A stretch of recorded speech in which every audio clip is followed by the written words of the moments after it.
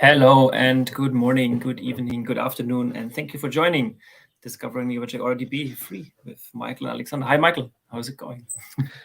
Hey, Alex, good. How about yourself? How was your weekend? Good. Hello, everyone, by the way. Is good. Yeah, how was everybody's weekend? Yeah, happy Monday. I just wrote in chat, and I think that Aura trailer still gets me grooving every time. It's really good. There's a lot of energy in there. Yeah. So John, our video producer, is really one of a kind, and he's really good at creating these super energetic videos, and absolutely. I really like them a lot. Good voice, good visuals, and like really strong music as well. Yeah. So that's good. Yeah. So how was your weekend? Did you make all the hay and did it not rain? No, well, funny story.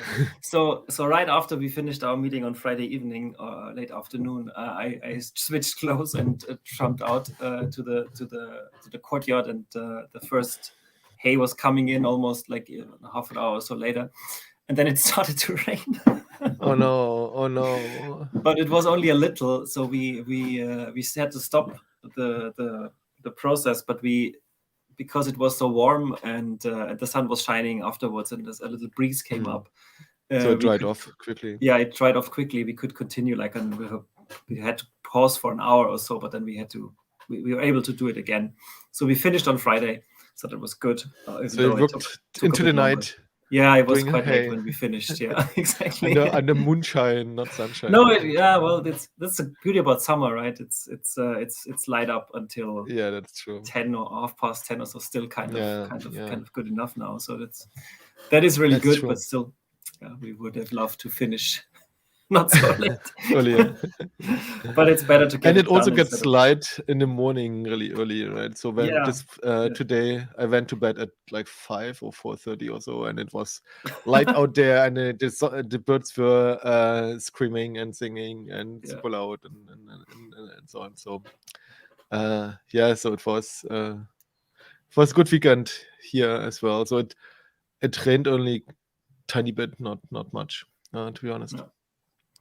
This week, so I mean, now it's good if it rains. Yeah, that's true. I mean, it's definitely needed a lot, right? So, I was very happy last Friday or Thursday, I think. I saw that Dungeons and Dragons, Anna Among the Thieves, was available on streaming, because I had only seen it in German in this platform. So on all of them. So it's like the movie that was in the cinemas, but we only had it in German here. So which was really unfortunate. So you can rent via Amazon or Apple exactly TV or whatever. Okay. Exactly. So I watched it twice already now. Yeah, I have to. I still have to watch it. It's so good. It's so good. I love it. Yeah. And and then I spent a lot of time reading, and so actually that's why I stayed up until 5 a.m. Yeah, exactly. So I watched the movie till 2 and then some other stuff. Actually, I continued to read my favorite book of 2023. I don't know if you can see this. It's called Why Is This a Question? Why is this a question? And it's a book on language. Like, so where do verbs come from? Why do we have classification systems like gender or something like that? Where kind of what of cases do different languages have? Why does English have no cases anymore? I, for instance, know that Old English used to have 5 cases. Did you know that? No, I did not know that. Also, like Czech or Russian, they have also 5 cases, and like word order and vowels and consonants and lots of questions like this. Is this English language or more it's mostly English language, but he uses a lot of examples from other languages too when he kind of compares and contrasts, and that was super interesting for me. There's, for instance, one language. So I didn't know, for instance, that Hungarian has 18 cases, and that there's an Caucasian people in the Caucasus, I think, has 60 cases. 60. So they basically, I guess, they replace all kinds of other things that we do with prepositions and so on, all just by having cases for their nouns. That must be hard to learn. I mean, in the end, every language, you want to express the same things. Just languages have different affordances to express the same thing. So one thing while reading the book, one thing I thought about is, that uppercase and lowercase actually comes from the printers. Two cases where they had the letters to put together for a page. So the lowercase letters were in the lower case, like the lower box, and the uppercase letters were in the uppercase that was more rarely used, and that's where this comes from. And so I thought about, okay, so we were just talking about cases here, which is the kind of the grammatical case, basically the Fall, right? So and then you have the upper and lower case, and I wanted to see if there's any etymological history between the two. So I looked around, and I found this one page that had like etymology as graphs, and that's what inspired me for today's topic. That's the long arc. But the book is really good if you're interested into languages and love kind of exploring like deep into the rabbit hole. It's really, really good. I love it. Really enjoyed every chapter. So it's basically 20 questions on language, and he answers the questions in a very wide-ranging way. It's not like a short answer, but like 10, 15, 20 pages of answer to each of those questions. So it's like the 20 chapters. Definitely can recommend it as a good read. Sounds interesting. Yeah, everyone. And it's a good introduction into today's topic. Like you already said, etymology of words is what we're gonna do. Before we do that, let's briefly talk about this. Yep. Notes 2023 is coming in October, but the call for paper is still open. So you have another 19th now, basically 11 days. 11 days to go. Yep. Until next Friday. To submit your proposals. So if you have anything to share about graphs, about Neo4j in a presentation, can be a lightning talk, can be something longer, like a full presentation, can be something like a workshop, then please don't hesitate and submit your submissions. Submit your submissions. Maybe I should read that book.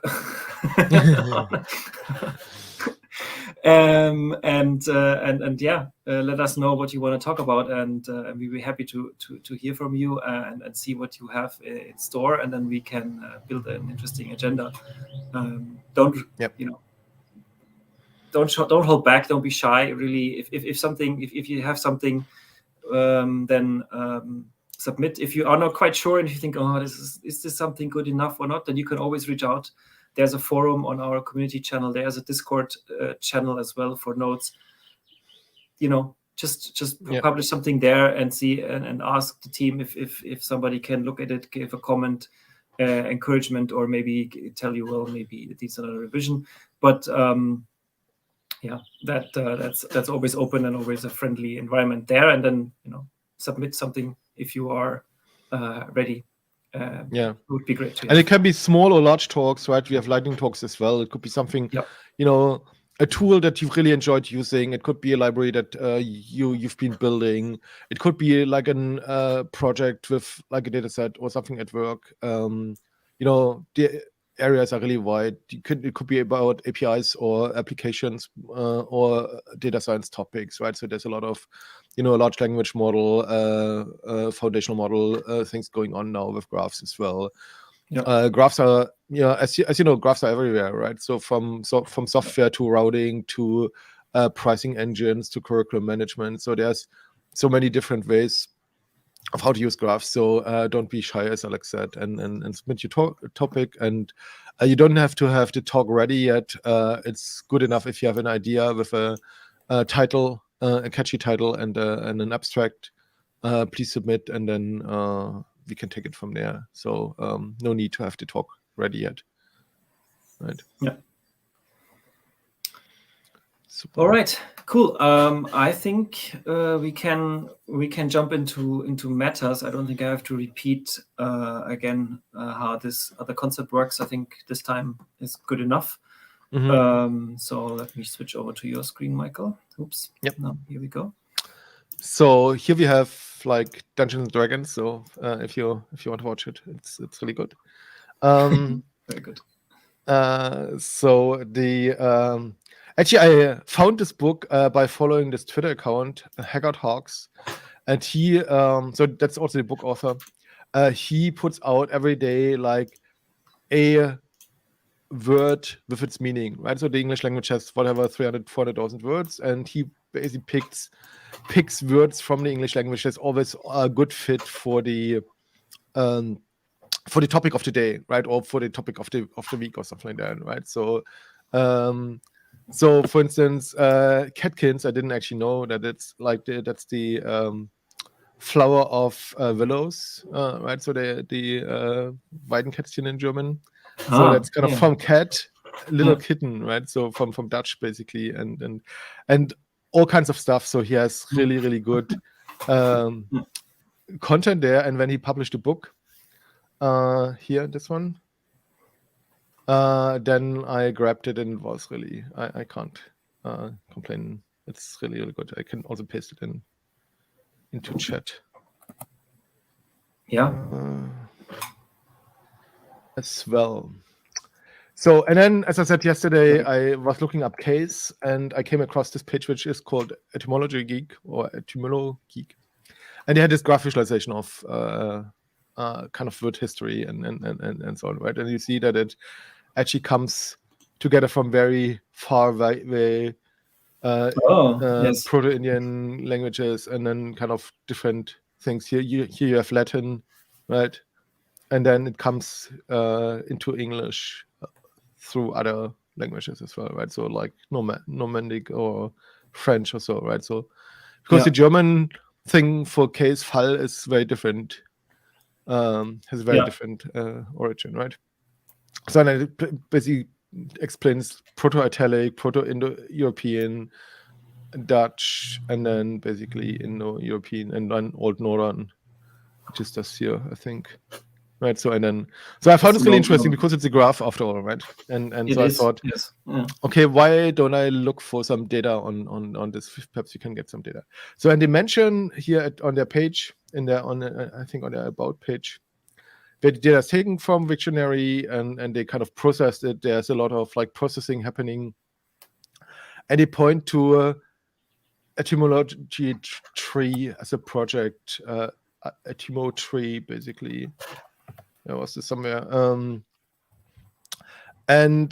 So Etitree. So I looked up this project here, Etitree, this one here. But unfortunately, it's not working anymore. So it's kind of broken in the background. Wow. But there's a GitHub project, and she kind of, Esther explains how she kind of did it. And there's a long piece of data processing from Wiktionary and so on. And I didn't really want to go through all the data processing. They also used to have a virtuoso endpoint for Sparkle as well. So this sounded really interesting, but it was kind of a dead end. So I didn't, wasn't able to follow this. But then I searched a little bit more. So actually, there was a $30,000 grant for Esther to build out this thing from Wiktionary, from the Wikidata Foundation. Oh, really? Which is really cool. So I didn't actually know that they'd give grants for projects that do things with data. So in case you have an interesting project with data from Wikipedia or Wiktionary, might be interesting to submit a grant here. Right? So that was a nice tangent. And then I found this paper, which is basically visualizing etymology, radial graphs based on derivations and origins, right? And they have like a bunch of graphs, explanations of what they do, how they visualize things, and then point to this site here from where's it here? Gerard de Mello, and he has done a lot of work on this kind of etymology data and graphs and so on. And he has a download area where you can actually download and TSV, so which is perfect for us of this kind of data, right? So exactly what we need to import it into AuraDB free. And so I thought, oh, I'll just grab this and use this for our session today. So that was kind of the backstory of how I arrived at the data that we have today. So a quick aside is when you come to Aura today, actually last week, just after we had our live stream, the UI changed a little bit. So the datasets are moved or are moving. Datasets are moving into Workspace. So that means Aura just provisions an empty database. Yeah. Okay. And then the dataset comes in through Workspace as such, right? So that's still work to be done, but that's kind of the future idea of how this works, right? So you have basically the free instance, and then it has the limits that Alex always mentions: the 200,000 nodes, 400,000 relationships. It's you can do on-demand snapshots. You have Workspace browser data importer and so on. And it's auto-paused after 3 days, but you can resume it, right? Yeah. And it's running on GCP. Okay, and so if you click create free instance, then it's kind of the normal, regular instance creation here, right? Which I already did. So I have basically, sorry. No, you're in DS. Yeah, I just you're in DS. realized that I know, but I also realized. Yeah, it's still running. Yeah, I actually should have killed this one a while ago. Okay. So here, come on, here are my instances. Etymology. It's early morning. Yeah. Okay, so this is my instance. It's already running. So I started it a few minutes ago. And I can open Workspace here and log in. And if I have Workspace, then I have like an empty database if I log into the database. And here you can. Sorry, do you want to show where people can pick the predefined data models now? Yes. Sorry. Exactly. Let's log in. And so the predefined data models are not there yet, so that's a little bit unfortunate. Okay. So at the moment. But it's TBD. But what it changed is basically when you connect to Workspace, for the first time, it looks like this. So you basically get these guides. Get the guide, okay. Right? Yeah. Automatically. And then here where it says more guides and datasets, that would be the area where you would get the guides in the future with the datasets. Right? So we went through this last time. So for those of you that want to watch it, you can just watch the replay as such. Right? Okay. So going back to the dataset. So let me just go there. So I use AccessV again as my favorite tool for analyzing CSV data. And we can just say how big is this file, and it says it has 6 million entries, which is a little bit much for our little database, right? But it also has a README, and if you look at the README, it says, and basically, if you're just interested in etymology, you can grab this relation here, etymology, and use that to filter your data, right? So what I can do now is basically I can say AccessV search. So I also added the relationship columns names here. So these were missing in the original file. So it was a pure CSV file without a header. So I just added the header to it. So we have now a relation header. And so we can say AccessV search -s relation. And then we just say we want to have rel so this is a CAS where we probably will mistype and misspell it a lot. Etymology, right? And then we just count how many rows come out of this. So, oh, sorry. But it did. We want to count what we filtered, right? And I forgot the file, so this should go here. So this has 400,000 rows left. It's still a little bit on the high side, right? So because you have only 200,000 nodes. But then I thought perhaps you can take sources that are in English or targets that are in English only, right? So where we say basically our source node should be English language. Yeah. And so we just add another filter that says XSV search -s source. And then we just say ENG for English, right? And then count those. And that gives us 180,000 words, which sounds like a good source, right? And then we just redirect this output to English etymology.tsv, right? So if I now do XSV count on the English etymology, then I get the 180,000. So that should be good enough for us. But before we do this, I just want to quickly show you what's in the other file as well. Yeah. Which, if you do XSV stats on this, it basically says we have our source field and then the relationship. So there are lots of different relationships, right? So derived, variant, orthography, and so on. So you could also basically use other ones as well. Actually, that's a good question. How much do we actually get if we just use English words? But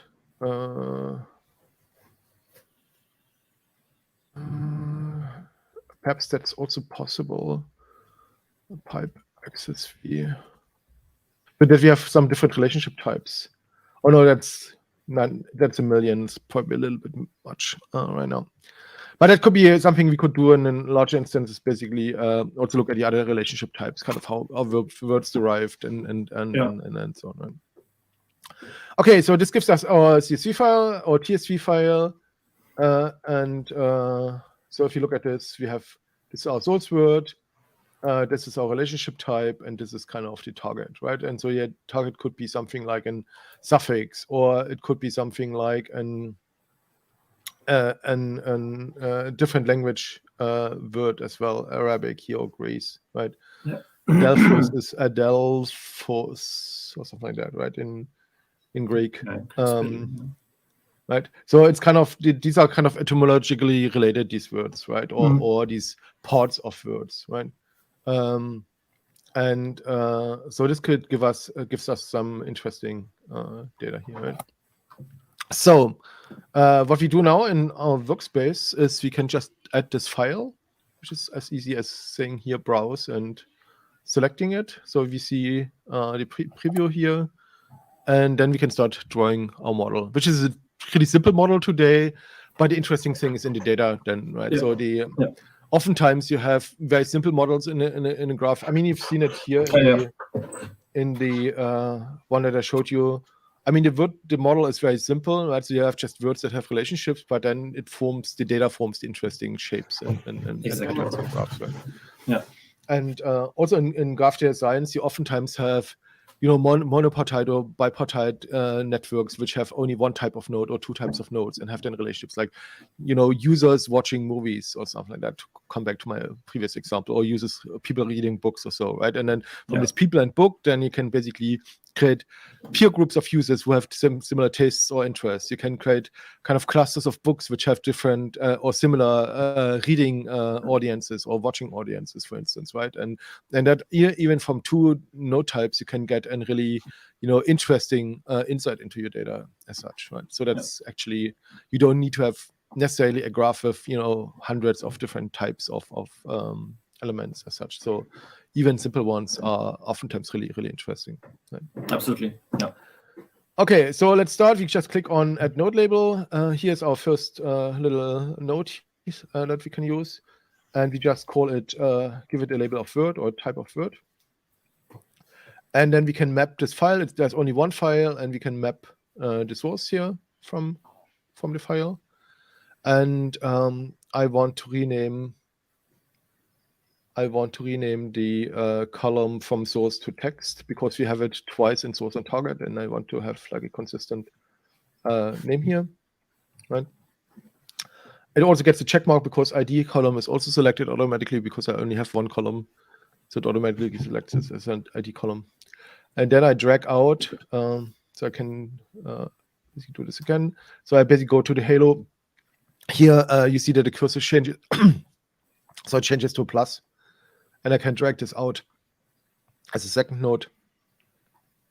Call this sorry, for this word as well.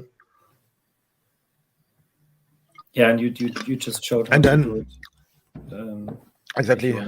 Can drag this out, and then I can also for this target I can say map from file, and then I say target here. By the way, we could have also filtered the file itself by relationship type with this filter file operation here, where we say if you add relation and then rel etymology, it basically you can also do filters here, right? So, but only equality filters, so we couldn't have filtered the prefix eng out of it, so that's why I didn't do that. But if you had filtered for the type first, then we could have used this filter to actually limit the data here, right? Yeah. So that's something that you can do.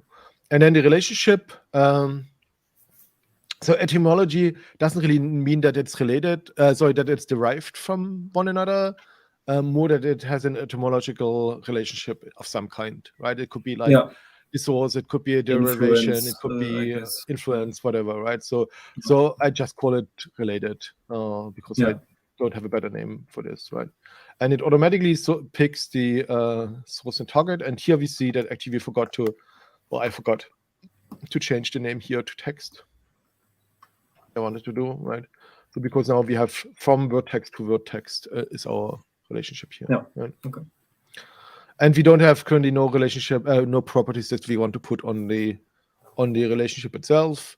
Imagine there was something like date or time information, right? So at what time was this relationship, for instance, or when did it start or when did it end or something like that, or like the strength of this relationship. Is this like closely related to this other word, or is it kind of only slightly related to this other word, right? So that's kind of things. If you have like, imagine you would have several influences on a word coming from maybe different cultures or something, different backgrounds, and you say, okay, the stronger influence is on this from this region, but there's a weaker influence from this, and then the two influences combined. I mean, English is a good example, right? You have Norman French, you have Saxon, kind of German, but really Anglo-Saxon, and then you have the original Gaelic, I guess, language, and the Vikings as well, Vikings, right? So the Swedes and Danes. So England was invaded like many times, and actually, fun story that's also in the book is that the Anglo-Saxons were actually invited by the kind of Celtic people to fight against the Scots, and then they didn't go away anymore. So then you invite a superior force to your little island to help you, but then if they decide to not go away anymore, but basically take over power, then you kind of made a bad choice. You're invited to stay, which is kind of funny. And it's also in the book. It's I think in the first or second question here. So the fun is quite interesting.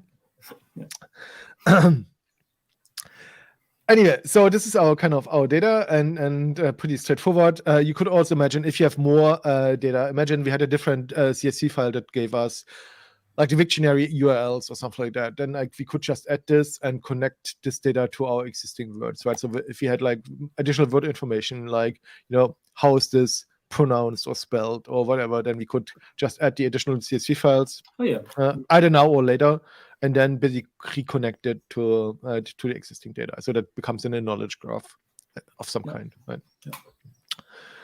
Okay, and now we can basically look at our preview. So we click on this little eye icon here, which is meant to mean preview.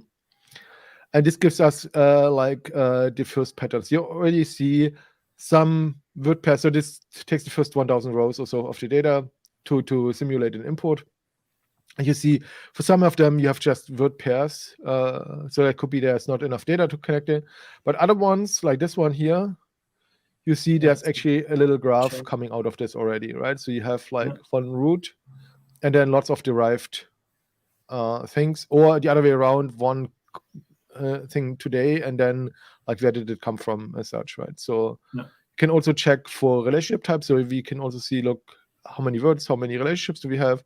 And then for one word, we can also click on them and see what's the text and so on. So we can also check, was this data imported correctly here? Right? Yeah. So I don't see anything that's off. Alex, how about you? Do you see anything that's off? Looks okay to me. No, looks good. I think, like you okay. said, a couple.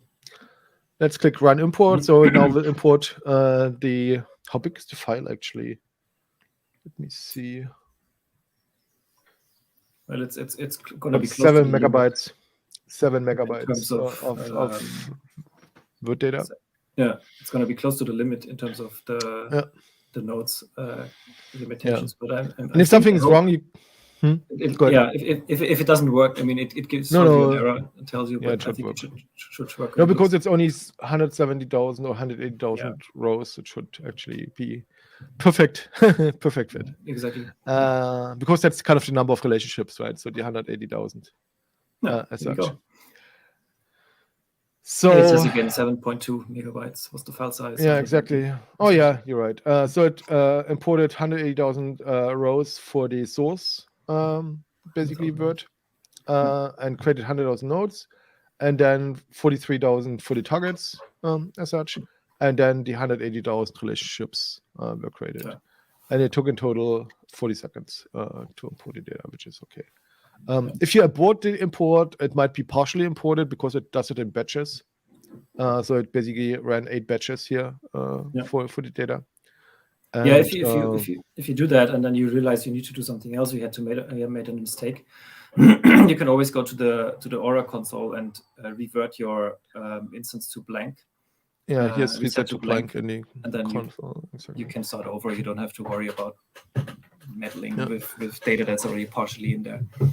Yeah, but in general, data import is idempotent, so you can run it time and again, and it's only additive, so it won't delete stuff. So if you created accidentally some things that you want to get rid of, then reset to blank is better. But if you just want to add more to your, or want to use a bigger, or think about if you start with a smaller file just to test things out, and then you want to import a full data set, that's something that you can do without any issues, right?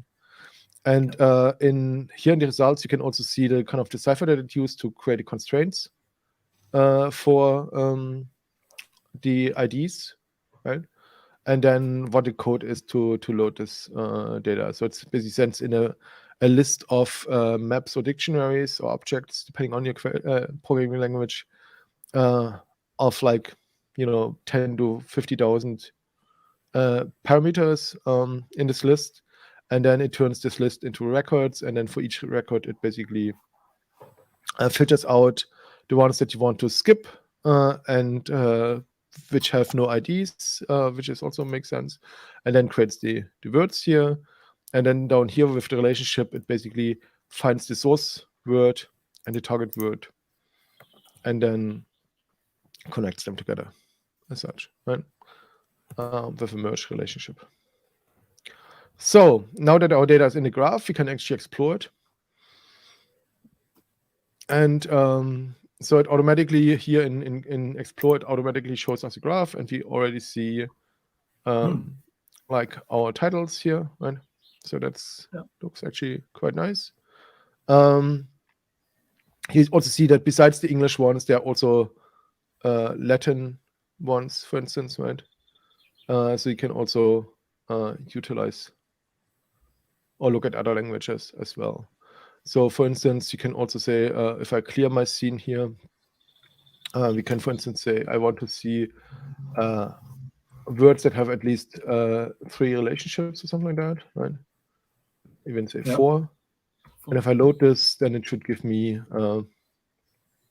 nodes or words that have at least or have 4 relationships. So there's like one in the middle, that's the suffix ER, which is very common, of course, in English, right? And then everything that's related to the suffix, right? So if you zoom in a little bit, you see there's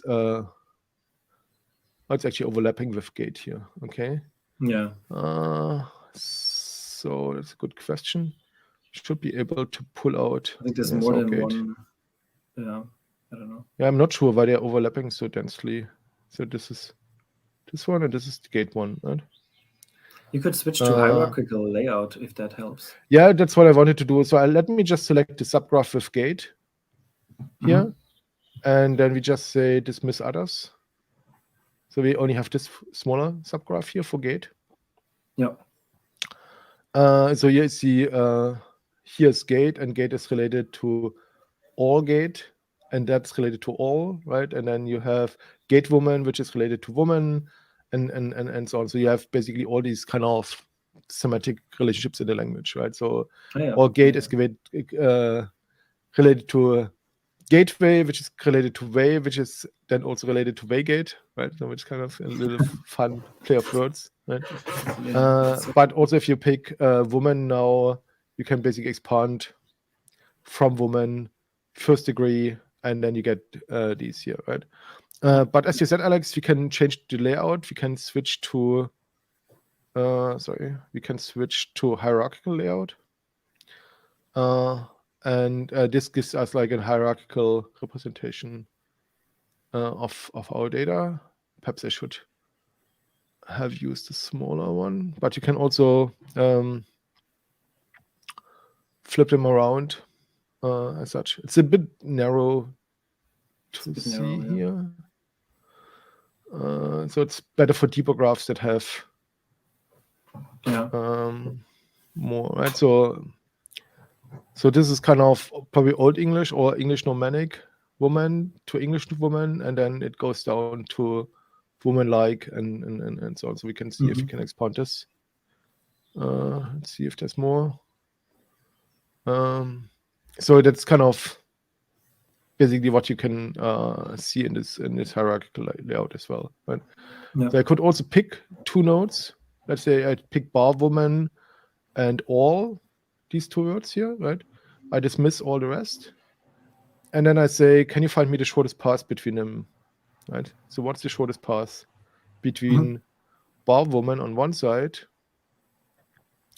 and all on the other side, right?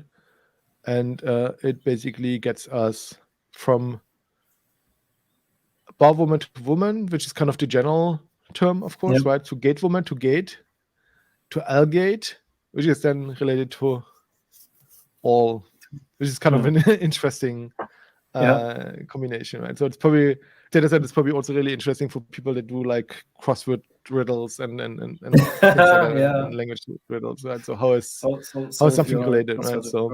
So everything is related. Every word is related in the language to every other word in a way, right? So which is kind of really funny. So from that perspective, we can find these kind of things. But we can also find like subtrees, right? So that's probably easier to do in query, which where we have a little bit more control about like variable length paths and things like that, right? So if we switch over to query and refresh this here on the left side, we see now we have our 143,000 word nodes and 179,000 relationship nodes, right? Relationships, right? And first thing that we can do is a little bit of statistics. So we can say basically, if we look at our words, I actually want to split them by split the text by colon and pick the first element. So that's kind of our language, right? So that's kind of the language prefix that's in there, right?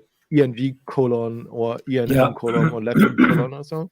And then I want to see how many entries for each language are related to the English words, right? And then we just order it by count, descending, and see what happens here. So of course, most of the words are English, right? So because we filtered by English for the source, right? But for the target words, we have 6,000 Latin words, 6,000, that's probably Old English, French, Greek, FRO, I don't know. ANG is probably Anglo-Saxon, I presume. That's probably Normannic, Italian, Japanese, even Japanese. That's interesting. That's very interesting. Spanish, that's kind of Nordic, German, Deutsch, right? And Hebrew, Russian, and so on. But for instance, it would be interesting to look at, I mean, I can't really read Japanese, so it would be interesting to look at the Japanese ones, but we can probably not make anything out of it. But we can look at the German ones. That's a language that we should be able to speak, right, Alex? We should be. We pretend to. if you look at our words here, and if you say our target word where target starts with German, right? Return. It's only 300, so we can just return the path. We assign this pattern here to a path, and then say target.text starts with Deutsch, German. Return a path. This should give us, if I have not made any mistakes, this should give us a lot of words that have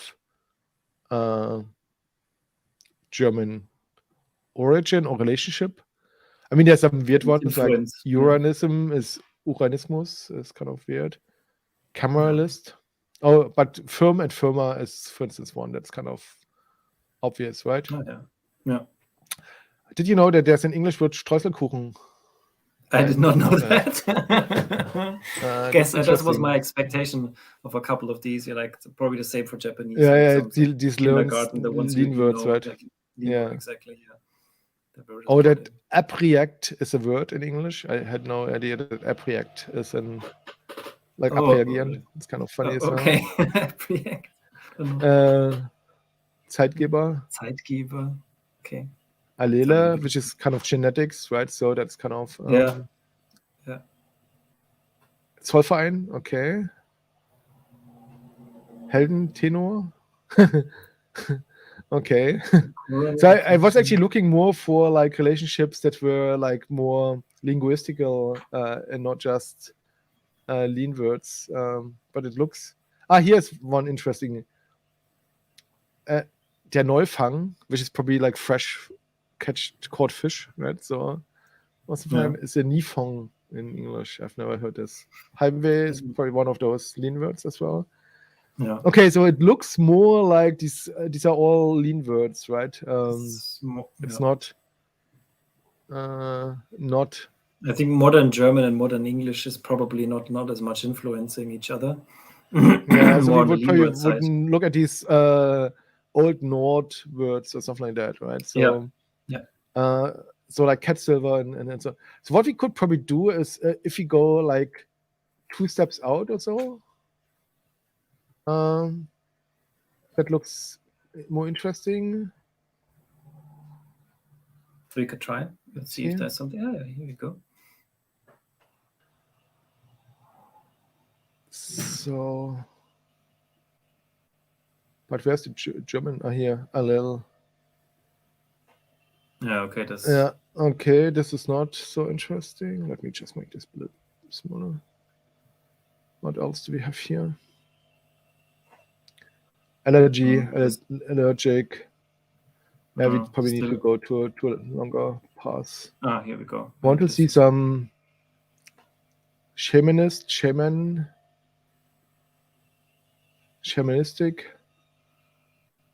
ambivalence, unambivalent. Okay, these are also. What did we see? ANG is probably like more the historic stuff, right? So the unneighborly. So these might be some more interesting. Where's this ANG word now? In the middle, I think. More interesting. Yeah, there's. No, it's AN. Oh, sorry. Here. Oh, that's just suffixes, right? So that are like suffixes. We can probably say and target.text size is greater than, what is this? 6, 7, 8. Let's say 10.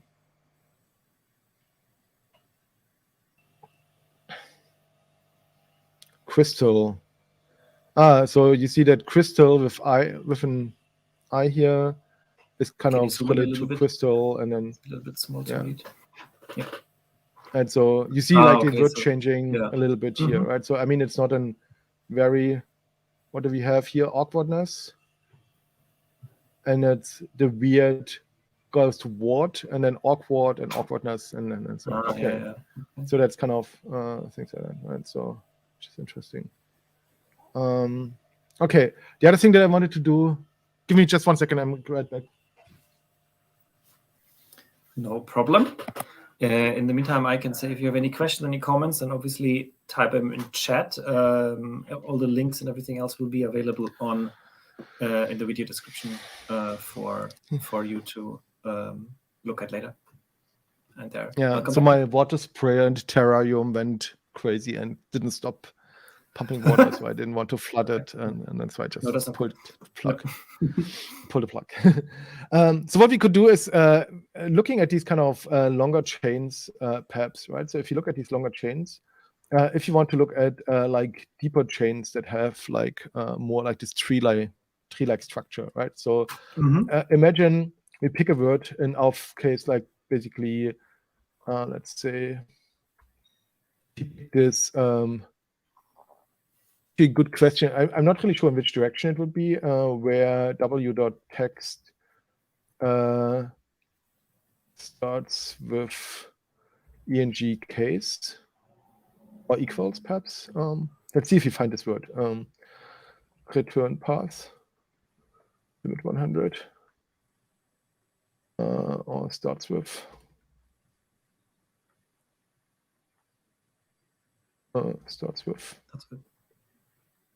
There's no eng case, or perhaps there's a space in between. Right. So we have our probably equals eng case. It's kind of what my question on the weekend, right? So when I looked at how does case fit into the language and where does it come from, right? And then going 4 hops out, and then the question is, are these things related to case or is case related to them, right? So that's kind of it doesn't go. Oh, sorry, up to 4. I wanted to do it this way. So this is only like a really short one. But if you go this direction, okay, now this is what I wanted, right? So where is case coming from, right? So, or what is case related to? And then, so if you take something like this, then we should be able to find relationships as such. I think if you had imported the origin or something like, or derived relationship, it might have given us a little bit more of the historic things. Yeah. And especially actually, with the other let's look at languages. time. Yeah. Let's look at time. Perhaps you can. How much do we have? We have 170,000 relationships now. So if we created another TSV file where we filter for, let's say, what is it? Origin? Oh, what is it? XSV. Etymological origin of this one. I just want to see how many rows it would generate for English, so that we can see if it fits into our database. 160,000, so it should actually fit into our database, right? So what I would say is, let's add this as a second eng origin. You can also see how we can actually add another file here. Yeah, right? good point. So I basically add this other file as a second one, and we can actually map it to the same thing. So actually, perhaps can I do alternative? I think this etymology actually. Because if we do it in 2 files, we basically need to duplicate this and then map the other one. Because these are already mapped to this file, right? So we would have to create a similar. Because okay, sure, we cannot add. Right. So we could also just switch out the file here in all 3 cases, and just change it. Basically, map this file, map from file, source. How do I actually remove a column now? We used to be able to select it and remove. Okay. Text. and its ID. And here we also map. I'm not sure why it doesn't keep the mapping, because it's the same columns, right? Yeah. Okay, but this seemed to work. This is source, target. Okay, all good. And if we run import now, this should map. The relation is not needed from the origin? No, we have relation, source, and this source. Oh, yeah. Sorry, source target, and we should call this origin, right? As relationship type. Yeah. That's what I meant. Yeah. So this file is not mapped anymore, so we can actually also remove it. And then if we say run import here, it should have the same target nodes and source nodes, and just add this other relationship as such. Yeah. So let's see if it all fits into our database or if it stops in between somewhere. But the relationship should still make it in. Let's see. Almost done. And then we can switch over to query. So it failed.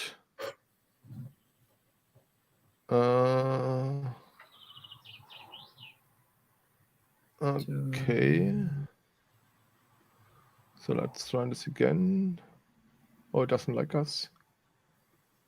Why does it not like us? Offline. Oh no, broke it. Shit. Don't know why we broke it. No, it's still offline.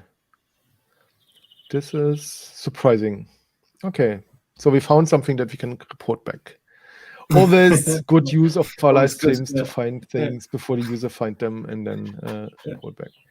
Okay, so that means Aura tells us we should probably get to the end of it as such. Yeah. I personally find all this language research really interesting, and you see, for instance, here that muscular and Fledermaus, which is kind of bad, right, have the same origin in mouse, right? So which is kind of really interesting, right? So things like that, right? So there's a lot of interesting tidbits in language and how it evolved. Oh, now it's running again. Okay, let's try this one more time. Okay. And see if it likes us now. And then let's see. And you also see, because it doesn't have to create the nodes, it's actually going a little bit faster than the first time as well. Right? Yeah. So if you see this here, then let's see if it works this time. I mean, it's probably at the border of the relationships as such, but in general, it should work. Now it worked. See, so we have 87,000 new relationships, and in Explore we can actually refresh the perspective. So the words didn't change; it's only the new relationship. And now we can look actually at origin relationships, right? So if I click here, we can actually look at origin relationships. Nice. Yeah, perfect. And it's still the hierarchical layout. Let's switch back to the force-based. And now we see, for instance, that what do we have here? It's probably DER, AN suffixes again. Yeah, ability, recognizability, and so on. So this is this scene, Oligocene, Paleocene, tweakage. But I hope in query now we can actually see if I use origin here.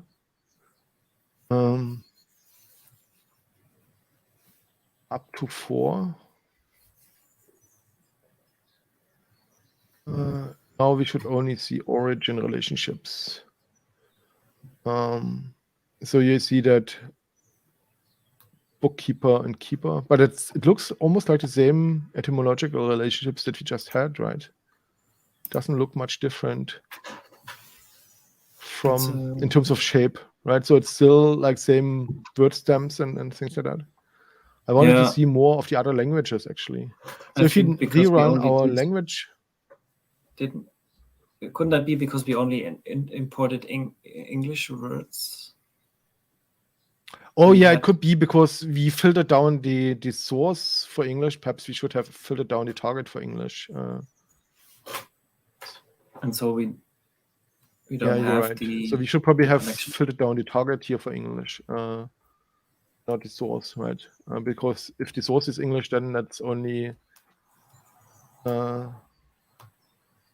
we count here in origin. But it's another 108,000. So that's probably where English is more the target and the source is some other language. Right? Yeah.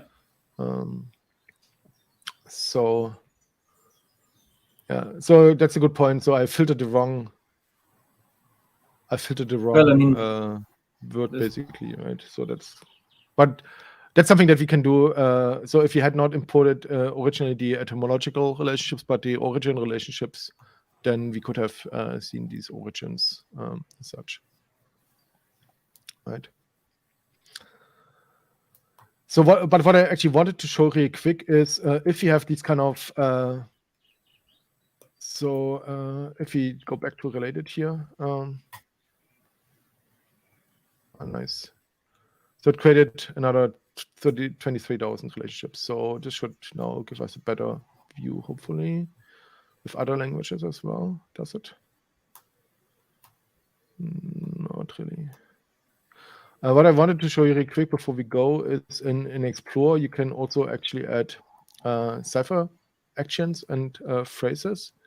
So, for instance, if I add a scene action, I can just select a node and then say, give me like all related words for this. Right? So I can basically just say related. Instead of saying w.text, just see ID of w in nodes. And that's kind of the selected nodes, and then it returns the path, right? And then I want to just use word here. Right? Okay, and now if I have something, I clear the scene, and I say word text eng case. Does it find this one?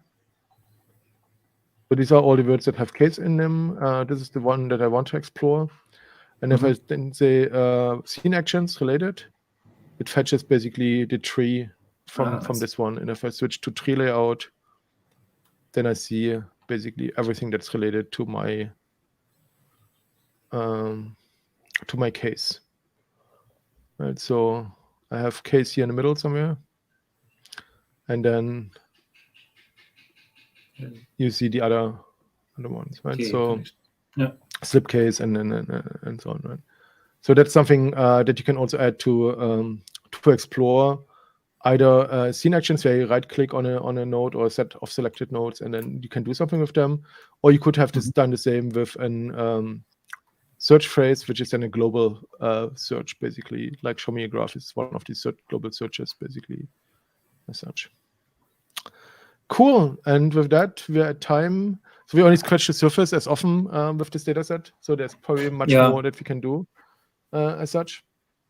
But I think this is very fun and interesting things you can look at. And target.text starts with eng. So this is basically paths from English words or from case to not English, right? So then it comes from other languages at the end, right? So that could be also interesting to see kind of how did other non-English languages, like here, for instance, Japanese. But it's the other direction. I think the Japanese might come from the English actually. And here you have also Cap, France. And here you see the origin actually goes from the old Cape to Cap, but then to Cape in French. Such, right? You could expand the Cape and see where they come from. If we have anything else, what isn't it? It comes. It has only related because we filtered out the words. Right, so we only had English source or target, and otherwise it would have come from another language, right? So Yeah. in the real world, we can import this whole data set, like the 7 millions, into an Aura Pro instance, and then we can do all kinds of really deep analysis across all the 7 million entries. Of course. So, super. This was, So if you're a linguist or if you're working with humanities, some kind of research study university, then maybe this data set is for you. Let us know what questions we should have asked instead. It would be interesting to hear. Again, of course, Notes 23 is coming up in a couple of months. So call for papers is open, so please submit to that. If you liked it, but you can also sign up to register as well. If you just want to attend, then of course. Just want to get a ping in your calendar, then to that. If you liked this video, then obviously it would be appreciated if you give it a thumbs up on YouTube. Thumbs up. And subscribe to the channel for more videos like this. This week, just a little outlook. On Thursday, Will and I will talk about geospatial data. So I'm looking very much forward to this. There's a couple of good exercises, good learnings, and a good summary. What to do with Cypher, what to do with geospatial data in as a visual side. How to work with that data within a graph database environment. So I think that's going to be fun and interesting. So if you are interested in that, then please join us on Thursday. And our colleague Jason will be actually in Tokyo this week and doing a meetup in Japan. Right. So if you're happen to be in Tokyo or around Tokyo and you want to meet Jason and talk about graphs, then feel free to drop by. On actually, it's good questions. Probably on Thursday evening, and then just chose for midnight our time, right? So because it computes the times for our time zone, but it's on Thursday, I think, as such. Cool. I think Sounds that's it good for today. Thank you, Alex. Thank you very much, Michael. Thank you all for watching. Hope you like this, and we'll be back next Monday. And in the meantime, see you on the forums, see you on Discord, see you on Twitter, on everywhere else around social media, and wishing you all a good rest of your week. Take care, everyone. Take care. Talk soon. Bye.